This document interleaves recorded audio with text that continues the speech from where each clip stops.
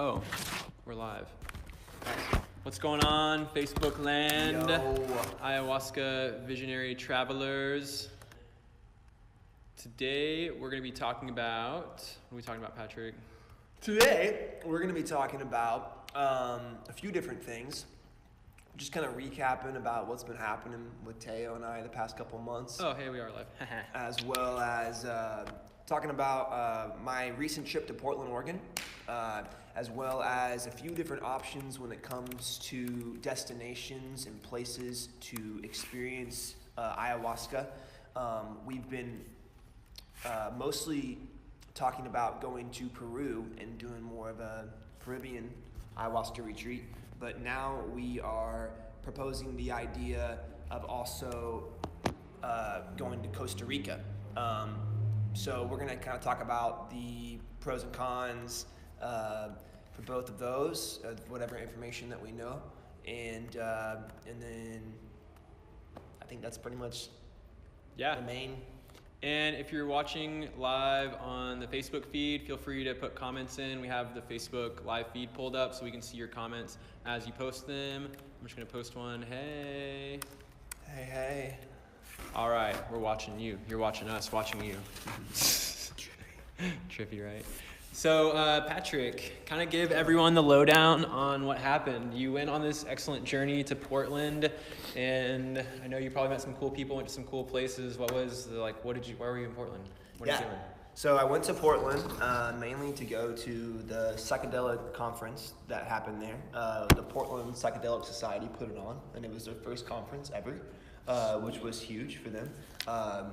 It was a beautiful conference. One of my favorite authors, Dennis McKenna, was the keynote speaker, and so that was really neat. I got to meet Dennis and chat with him for a second. I got to listen to... You got a book signed, right? I got my book signed, The Brotherhood of the Screaming Abyss. So that was cool. Come to find out, he had actually already signed it when I ordered the book. But come on, it's not as good in person. Exactly. Yeah. So in person was a lot cooler. And there was all sorts of speakers, there, doctors, like PhDs, lawyers, healers. So what's a lawyer therapists. doing at a psychedelic conference? A lawyer at a psychedelic conference is there to intimidate you. No, is there to give you good information. If you're going to be dabbling in this field or getting into this path, it's definitely good to be educated on what's legal, what's illegal, what can you say that's not going to get you thrown in jail if someone asks you for maybe advice when it comes to, hey, I had this experience and now I don't know what to do with it, or I want to have this experience, and so there's you got to be careful with what you're saying, especially with what business are you into, what are you doing, because there's a lot of people who are doing this like alternative therapy where it's more of an outside, it's more maybe an in-home session where people we'll come to therapists and we'll ask them questions about integration, which happened to be a really big topic at the conference, which I think is awesome because something I don't think we hear enough about when it comes to the psychedelic experience or the healing experience with integrating what you learned into your life. So what was the biggest takeaway for you, or the one thing you learned from the conference that you'd like to share with people? Because I know in places like Colorado, they're starting to ramp up testing with psilocybin in a medical setting and MDMA, so it's now legal again to do research in those fields, which means we're getting steps and steps closer towards medical applications of these psychedelic experiences. And I know you also said you went on some hikes, you got to go mushroom foraging. Out of the whole thing, what was the one thing you were that made the trip? Man, it was such an awesome trip. It's kind of hard to condense it down to one thing, but I think probably just being at the conference and just listening, and a lot of the information that was presented, not to sound like, to toot my own horn, but I listened to a lot of these audios a lot from different types of speakers. So some of the information I feel like I was hearing it again. But that's okay. In right? person. Yeah, cool. in person, which is great. But also with other people that are stoked to be there, and so there's this awesome energy because everyone's believes in it so much. Yeah. And that just makes it more real, But just for instance, some of the things you were talking about. With just like the studies going on with people with PTSD and people with traumas in their lives, and some of the different types of the ideas that are coming up for healing. Like something they were talking about there was like this type of I don't know how to even put it in words, but basically setting the space for family members to come have experiences together to heal. I'm talking like even mother and son, like kind of thing, and creating the space for like this deep healing for for family members and stuff. And it's kind of like, well, you could just do that, but like they're promoting that kind of idea. And I don't know, I just thought some of these ideas were cool. I was like, man, how cool would that be if there was actually like a place to go to, maybe hopefully legally one day, where it's like, a session from mom and son. And the good news is it may not be legal in this country, but there are places where it is. And we're going to talk about those next. Yeah. And I know like California is doing some cool stuff right now with getting that on the bill. As so what was the conference called again? Just to like let everyone know. And is it always in the same place, or is it? I don't know, because it was the first one, but it was called the Portland Psychedelics Conference. I'm just gonna put that in the comments. Yeah. But yeah, one of the coolest parts about the experience of being at the conference was getting to meet Dennis McKenna at the end and hearing him speak. And when I went up to him, Dennis he's hard hearing, and so they wanted all of us to write down our names whenever we were going up to him, so we didn't have to shout our name at him to sign the book. Patrick McCurry.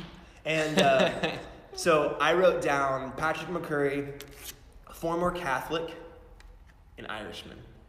And I wrote that down because he's the same. He's a former Catholic, and he was raised in an Irish American family. And I guess that was just my ego, wanting to just connect with him. Probably made him chuckle. And so he saw that, and he's like kind of like chuckled a little bit. And then the guy speaks like Yoda, which is just funny and just awesome. But anyways, I showed him my book, and he signed it. And then I told him, sorry, this book's a little dirty. I brought it with me to the jungles of Costa Rica when I went to Envision Festival. And he was like, he asked me where at. And he said, well, I love Costa Rica. I'm going to be there in 2 weeks for a healing ceremony.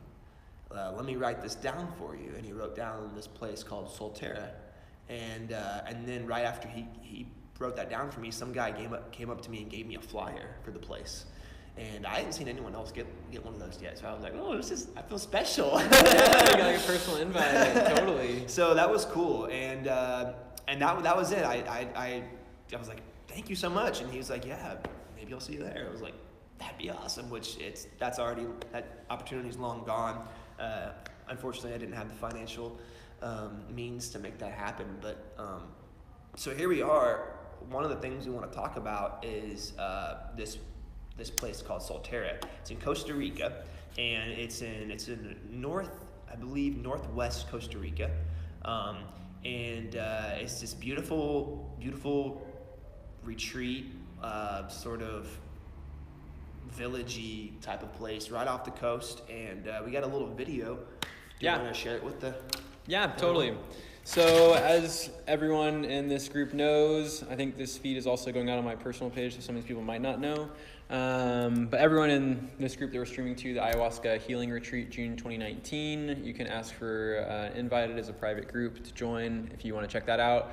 But basically it's a bunch of people that are like-minded or, have heard about these different healing ceremonies or have been a part of these different healing ceremonies and just want more information and want more opportunity to have access to these types of events and traditions. And originally our plan was to go to Peru, to this place I personally have been to and checked out and know is a good safe space to do this, where it's founded by traditional Shipibo Indians that are local to the area, and all the money that goes towards the center, any money you pay to them is reinvested directly back into the center where you're at, but also back into the Shipibo community. Because these Indians, it's the same story as Indians in our country. They're, not necessarily segregated, but it's almost as if they're looked down upon when because they still wear their traditional garb even when they go into the city, and you can identify all the Indians that are from the jungle pretty easily. And even the people in their own country just don't treat them the same. And so by supporting places like this, those funds go directly back to those people to help improve and empower themselves. It goes to support their art and their healing lineage, and then it allows them to promote and spread more knowledge and grow their ancient tradition that is currently and unfortunately dying. So that's one place that we had in mind. And then Patrick brought up Solterra, and we're going to check out a video about that. We're going to share it with you. You can watch it on the live stream. We're also going to drop a link in the comments real quick, so you can watch that on your own time if you want to. I'm just going to drop that in there right now. This video is strictly just a video showing you the landscape of the place. It's not, you're not going to hear any testimonies, but there's stuff like that on YouTube if you're interested. So we're going to go to the other side with you in just a second. Let's go around there.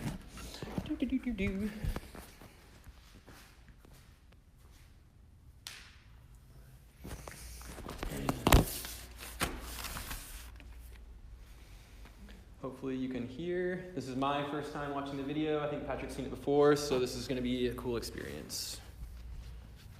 Just a minute and a half long, so nothing crazy.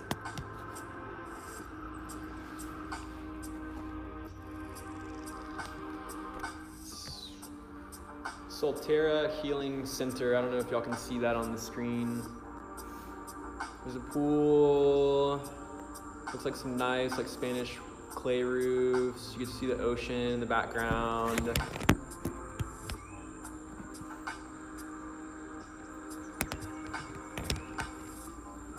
Got some cactus, some birds floating around.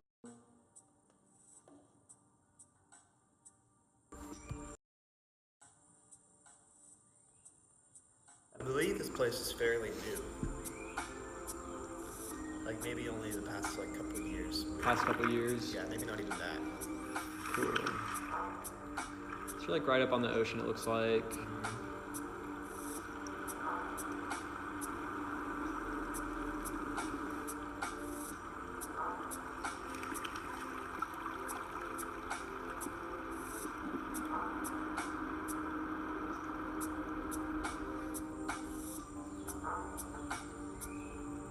Let go, the screen says. Solterra.co. Let's flip it back around. So that's a little brief thing on Solterra.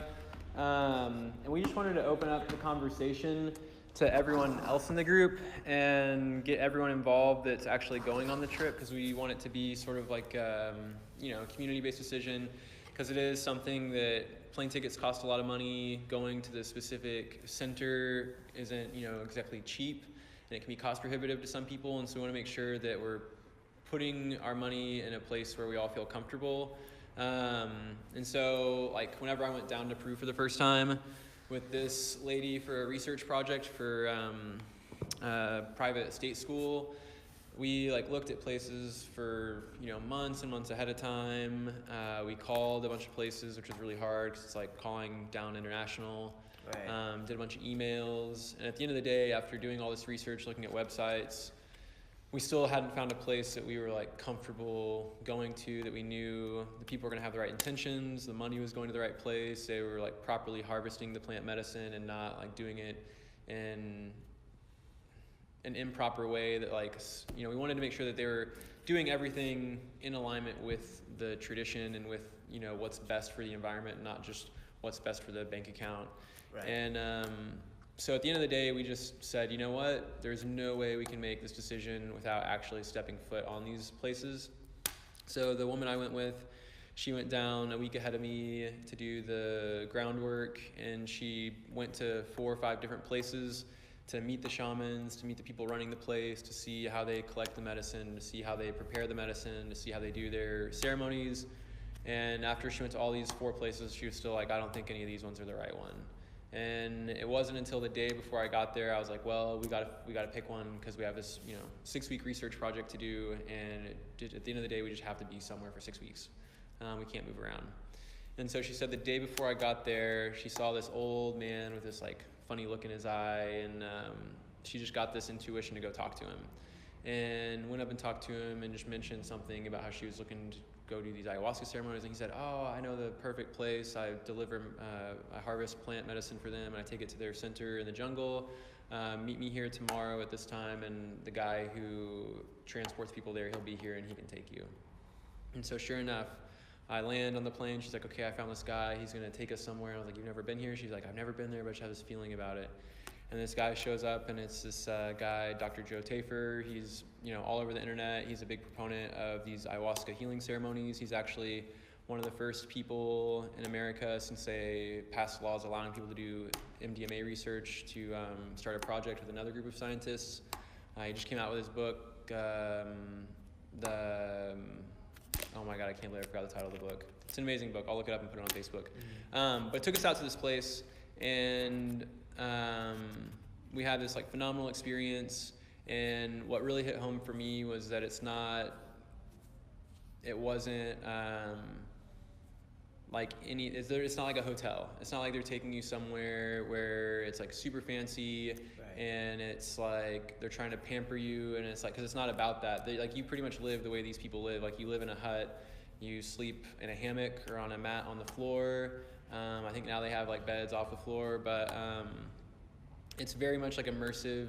And the people going out and getting the plant medicine, like all the medicine men and the healers, like they're going out to the jungle, like directly around their vicinity. They know the area. They're like, they have this very strict code of like asking the plant to take from the plant. They don't just go around and be like, oh, this is medicine, we need to cut this down. They're like, they do this communion sort of thing, and communicate with the plants. And so it's like this very, really like holistic approach. And we know that the medicine from this one place is like coming from that direct locality.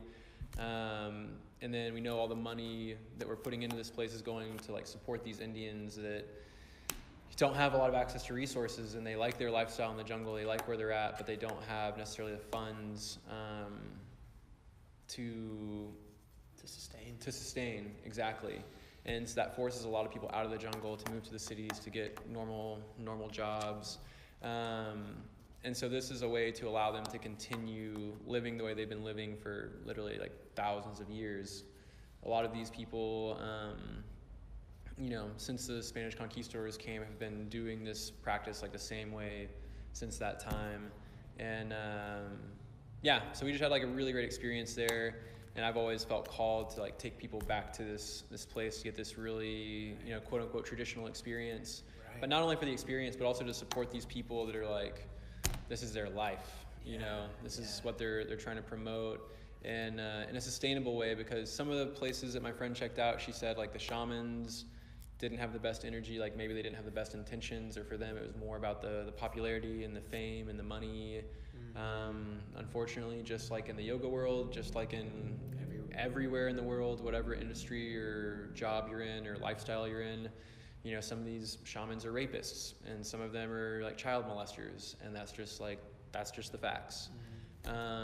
Some of these people like aren't harvesting the medicine properly, and they're like destroying the rainforest and just like clear cutting a bunch of trees and doing awful things to the jungle because they know it's an industry that's bringing in lots of money, so they're like, let's take advantage of this. Right. And there's people that just like don't have a lot of training, that they put on the clothes, they put on the personality, and they tell you they're this powerful shaman, and like, we don't know any better. Like, someone wears $1,000 shoes, puts on a nice suit, slicks their hair back, and they says they're a successful banker. It's like, sure, like maybe you are, I don't know. Like, there's no way of knowing that. So for us, it was really important to make sure it was a place that was like sustainable, the money was going to the right place, the intention was in the right place, and the people are like, a lot of the people at the center we went to, just knowing their lineage and their background, were like at the top tier of trained shamans, and they're very, because some places you go to, even the medicine, when they make the brew, anthropologists have found in some places there's up to 40, 50 different plants in one batch of ayahuasca, when really there's only 2 plants you need to make ayahuasca, and everything else is like they're putting tobacco in there, they're putting all kinds of extra things in there to just like, and they have specific effects, yeah, but essentially not taking away from it, but they're adding unnecessary elements that like aren't in line with this tradition that's been going on for millennia. Sometimes black magic type. Yeah, exactly. Stuff going on, which is like, what? Yeah. Come on, really? And when you're immersing yourself in like one of the most psychedelic experiences known to man, you want to be making sure you know what's in the cup that you're drinking. Yeah. You want to make sure you know the people that put the stuff in there have good intentions, and it was like harvested appropriately. And then that when you go into that state of being, that the people around you are going to be like taking care of you. Yes. And you don't want to have to worry like, are they going to touch me in a weird way? Is something like, are they going to try and manipulate my mind or influence me in a certain way, or Right. So that's always like a question on people's minds. Yeah. 'Cause that's like really can be really scary. You gotta be safe. Set inside. Yeah. You gotta be safe. Inside and outside. So we know how much it costs to go to this place in Peru. It's like $150 a day for 10 days, $1,500. Do you know how much the Solterra one is? I wonder if you can find it out real quick. You might be able to pull it up on the website. Let's see. And I think it's kind of cool because these 2 different places that we're talking about are kind of completely different in the way that they look, and like the one in Peru that you've already been to, it's gonna be a lot more like it's raw. It's raw, yeah. But there is a beauty to that I think can be really appreciated, depending on the people that want to go, right? Like, if my mother was going to go with us, she would maybe be a little more attracted to the one in Costa Rica. Yeah. There's a pool, and there's really nice facilities, and that's great. That's fantastic. I could be into that. But to get that raw experience, I think, personally, I really, just hearing you talk about it really inspires me to want to experience it and to support those people. So I think it's kind of a matter of like, who's going? Yeah, who's going? Are you going? Are you going? Oh, by the way, our deadline, we do have to set a deadline. Let's see. We're trying to get a consensus by December 21st on either option, Solterra, or option Niuerao. And it's not going to, kill us either way, which way we go. But we do want to give the option. And because we do have to start booking plane tickets, we do have to start making reservations. If we go to Solterra, we need to let them know soon how many people and when. We do have the dates set, and for the place in Peru, Niuerao, we already have 14 spots reserved for us. That is on the books. We need to reach back out and just double check they still have it on the books for us to be there. And oh wow, pretty expensive. This one's really expensive. Looks like it's for a dorm style shared suite. It's $2,366 for 1 week, so quite a bit more expensive than the one in Peru. However, the plane tickets to Peru are quite a bit more expensive than plane tickets to Costa Rica, so probably about even out. Just on rough math in my head, it looks like they're going to cost about the same. One, right. We're paying more for amenities, and the other one we're paying more for travel, for plane ticket. But the one in Peru, we would be there longer. And we'd be at the one in Peru for longer. So it seems like it's... And how many ceremonies do they do in a week? I think it's every other kind of day thing. Let's see.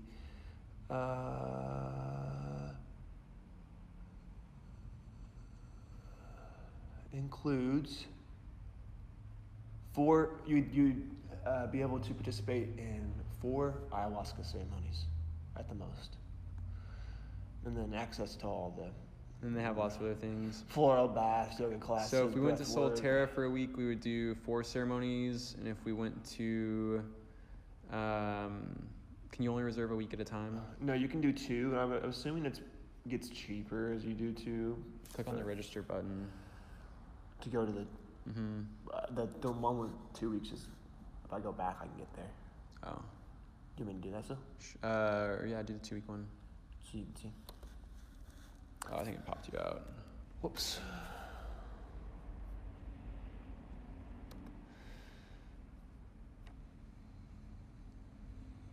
Hmm. 3 week. 2 week. View availability. So it's 5% off per night. So it's just gonna be a slightly $3,900. Yeah, about $4,000 for 2 weeks. $4,000. Woo! So, and I think with plane ticket included, that's the price of the Peruvian one. It's going to be $3,000 to $4,000 total. Yeah.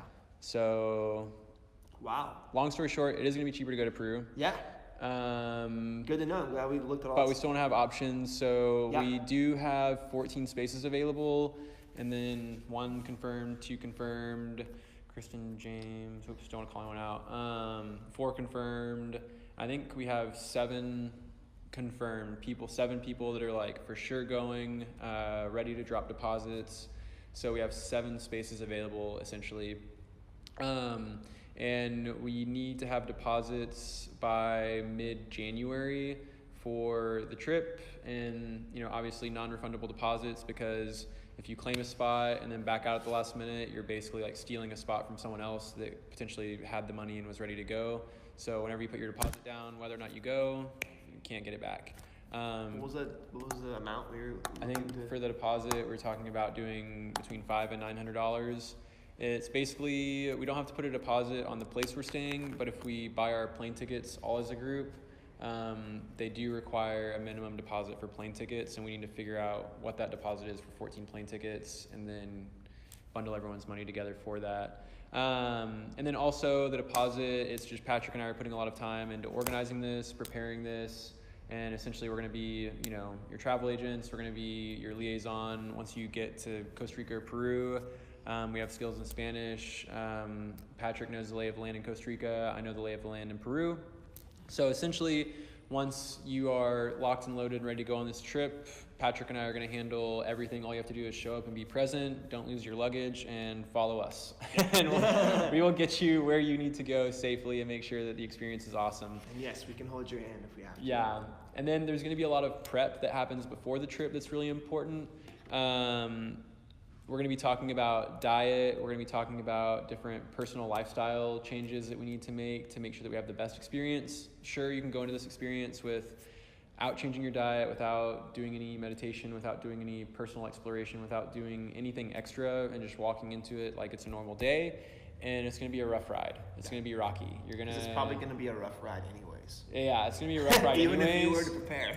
But if your body isn't already somewhat detoxed, you're going to have a lot of detox to do. And if you only have 4 to 6 ceremonies to do that in, you're going to spend a lot of your time just like purging, not only physically, but spiritually and emotionally. So the best advice the shamans would give you is like, come with a clean body, come with a clean mind, come with a clean heart, come with a clean soul. And discipline. From then on, and discipline. And if you can do all those things, once you get into the experience, the initial shock on your body and on your system, the purging is going to be a lot less intense. And then you can dive deeper into the healing aspects of it, into the trauma-related aspects of it, or even into like the playful, fun aspects of it, and like exploring places you didn't know existed. And so the better prepared you are, the better your experience is going to be. And then again, with the discipline, if you already have a good inner landscape mapped out, if you already know how to navigate internally really well, when you get into a space when you are like at the cockpit of an F-16 fighter jet going full blast, breaking the sonic sound barrier, if you have no clue where you're going and you have no clue how to steer the ship, it's going to be crazy. And you might not like it. But if you know how to maneuver yourself internally, it's going to be a lot better for you, I think. So part of the deposit and part of the funds is we're spending a lot of time to help get you ready. We're going to be hosting groups and meetups as we get closer, specific diet plans that we'll send to you that we'll be following.